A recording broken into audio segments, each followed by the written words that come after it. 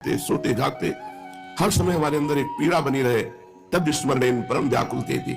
प्रभु का विस्मरण होने पर व्याकुलता हो जाए सो नहीं होती। बड़े आनंद से हम प्रपंच की बातें कर लेते हैं, प्रभु को भूल करके हम प्रभु के भोग प्रसाद पा रहे हैं, प्रभु को भूले हुए हम वृंदावन धाम में रह रहे हैं, प्रभु को भूले हुए हम हंसी खेल भी कर लेते हैं। नहीं, तदर्पिता अखिलाचारिता तद विस्मरणेन परम व्याकुलते थी। समस्त आचरण प्रभु को अर्पित और निरंतर चिंतन परायण। यल लब्ध्वा पुमान् सिद्धो भवति, तृप्तो भवति, अमृतो भवति। क्या लब्ध्वा? यही निरंतर चिंतन ही प्रेम लक्षणा भक्ति है। निरंतर चिंतन, यल लब्ध्वा पुमान् सिद्धो भवति, जिसको प्राप्त करके लोग सिद्ध हो जाते हैं। अमृतो भवति, अमृत पद को प्राप्त। तृप्तो भवति, निष्काम चित्त, कोई चाह नहीं, अचाह स्थिति, इसका नाम तृप्ति है। अब कोई चाह नहीं, सुगति गति कुछ चाह नहीं, बिल्कुल शून्य हृदय कामना से, उसे कहते तृप्तो भवति, जिसे कृत्यता कहते हैं। तो ये कब प्राप्त होती है? जब राधा वल्लभ लाल को हृदय ध्यान मुख नाम चिंतन। खास बात है साधना में चिंतन। सुबह से शाम तक कोई सेवा ना हो और आपका अखंड चिंतन चल रहा है, ठीक चल रहा है, और निपटा दिया सेवा और चिंतन संसार का हो रहा है, तो खास बात नहीं हुई। इसीलिए साधना की चरम अवस्था आती है अवधूत स्थिति।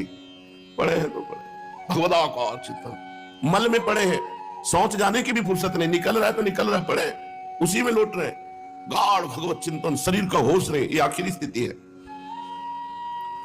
हमारी चिंतन वृत्ति निरंतर प्रभु में होनी चाहिए, कुछ उत्साह नहीं रह जाता। सच्ची मानिए, कोई वस्तु खाने में, कोई दृश्य, कोई होली दिवाली, किसी से मिलना, जो कुछ उत्साह नहीं रह जाता। बस भाव उत्साह नहीं, हर समय भाव रूपी उत्साह और कोई उत्साह नहीं। ना होते हुए भी स्वांग करना पड़ता है जो भगवान ने दिया है, जिसको जो अधिकार दिया है उस अधिकार से वैसा रोल निभाना है, ना कि उसमें स्वाद लेना है। कहीं कोई स्वाद नहीं मिलता। ये जो संसार प्रिय लग रहा है, चोरी चुपके संसार की बातें सुनना, संसार के दृश्य देखना, संसार के भोगों की लालसा रखना, ये दुर्भाग्य है कि आपका भजन नहीं हो रहा, इसलिए ऐसी स्थिति है। कुछ अच्छा नहीं लगता, यहां तक कि जीना भी अच्छा नहीं लगता। आपको जीने की भी चाह खत्म हो जाती। क्यों जिए, किसके लिए जिए? सब कुछ परमात्मा स्वरूप है, अब जब चाहे तब ले ले। तो मरने से सब जग डरा, मेरो मन आनंद, कब मरी हो कब भेटी हो पूरन परमानंद। नाम जप चिंतन, और नाम जप चिंतन क्या करता है कि भगवान से अभेद कर देता है। जैसे भृंगी नाम का कीड़ा दूसरे कीड़े को अपने घरौंदे पे बंद करके अपना चिंतन कराता है, तो बिना शरीर छोड़े भृंगी नाम का कीड़ा जिस कीड़े को लाया था वो अन्य जाति का था और वो भृंगी बन जाता है। भृंगी की जो सृजन क्रिया है वो ऐसे है, वो संयोग नहीं करता, संयोग से उसकी सृष्टि नहीं है, चिंतन से उसकी सृष्टि है। वो अन्य जाति के कीड़े को लाके डंक मारता और अपना चिंतन कराता है, तो वो कीड़ा इतना चिंतन करता है कि वो अपने शरीर का विस्मरण करके भृंगी में तन्मय हो जाता है, तो उसका शरीर भी भृंगी कीड़ा हो जाता है। तो जब हम राधा वल्लभ लाल को हृदय ध्यान मुख नाम, तो हमें दिव्य भाव तनु प्राप्त हो जाता है, इस शरीर से संबंध खत्म हो जाता है। राधा वल्लभ जी और सहचरी तनु एक ही है। जो राधा वल्लभ जी का तनु है वही सहचरी तनु है। अभेद हो जाता है। भक्त की अंतिम स्थिति अभेद है।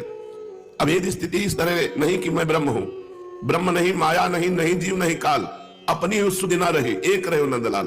अभेद स्थिति। तो हमें सबको चाहिए कि हम खास बात पर ध्यान दें, वो है नाम जप, वो है भगवत चिंतन।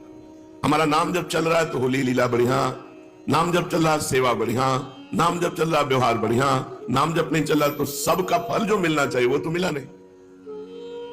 सब साधन कर यह फल सुंदर, प्रभु पद पंकज प्रीति निरंतर। अपने आराध्य देव के चरणों का मृदु मृदु चिंतन होना, ये समस्त साधनाओं का फल।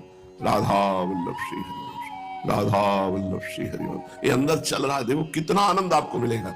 मंत्र में मन लगे तो मंत्र चलाओ, शरणागत मंत्र, निज मंत्र जो गुरु कृपा से मिला है। मंत्र, नाम जप, वाणी गायन। अब अंदर से मुंह बंद है, वाणी चल रही, पूरी चतुरासी जी गा गए, देखो कितना आनंद मिलेगा। लगो भगवत चिंतन परायण रहो। कश्यापि दिव्य रति मन्मथ कोटि रूप, धामद्वयस्य कनकासित रत्न भाषा, अत्यद्भुतैर्मदन केलि विलास वृंदैर्, वृंदावनम मधुरिमां बुधिमग्न मीक्षे। कश्यापि, कोई प्रिया प्रीतम के लिए कह रहे कश्यप कोई दिव्य रति मनमथ कोटि रूप, करोड़ करोड़ कामदेव और रति के रूप को लघु कर देने वाले युगल विग्रह श्री श्यामा श्याम।